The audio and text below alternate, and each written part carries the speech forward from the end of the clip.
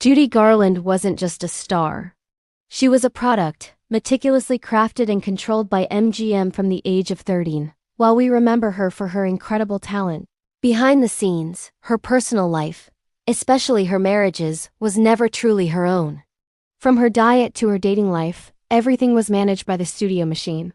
This control cast a long shadow over her relationships, twisting her romantic life into something that served the studio's bottom line. It's a story of love, loss, and the high price of fame in Hollywood's golden age.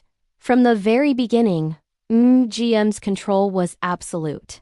To keep their star working around the clock, they reportedly introduced her to stimulants to stay awake and sleeping pills to rest. Her weight was constantly monitored, and her public image was polished to perfection. This wasn't just about making movies. It was about manufacturing a persona. Garland was America's girl next door, and any deviation from that image was a threat. This intense scrutiny meant that her personal relationships were judged not on love, but on their marketability. Her heart was just another asset for the studio to manage. Her first marriage to bandleader David Rose in 1941 was a perfect example. MGM was furious. Garland was their wholesome ingenue, and marrying an older, divorced musician was completely off-brand. The studio's disapproval was relentless, adding immense pressure to a young woman already buckling under a crushing workload. The constant interference and the strain of maintaining a facade took their toll, and the marriage crumbled after just 3 years. This was the first clear sign that Judy's personal happiness would always come second to the studio's agenda. Then came her marriage to director Vincente Minnelli in 1945. This time MGM approved. Minnelli had directed her in the blockbuster hit Meet Me in St. Louis, and the studio saw their union as a perfect Hollywood pairing and artistic, glamorous match that only enhanced her star power. But behind the glamorous facade, Judy was struggling immensely. The endless cycle of filming, the strict diets, and the reliance on studio-supplied medications were destroying her health.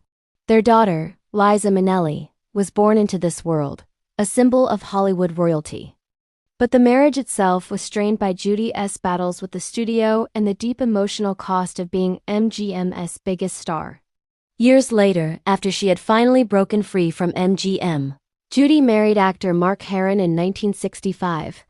The studio was no longer pulling the strings directly, but the damage was done. The years of overwork, medication, and intense public scrutiny had left deep, permanent scars. Harron entered her life during a time of financial instability and severe health problems, all stemming from the exploitation she endured during her MGM years. Her inability to find lasting peace or stability was a direct consequence of a system that had built her up only to drain her dry. Historians often refer to Judy Garland's relationships as studio-entangled for a reason. MGM managed her image so completely that her marriages became part of the marketing plan. They interfered in her personal choices, discouraged relationships they didn't like, and promoted the ones that sold tickets.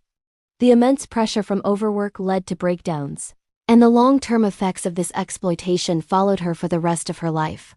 Judy Garland gave the world some of its most magical movie moments, but she paid for it with her own happiness, a heartbreaking story of a woman whose life was never truly her own. Thanks for watching.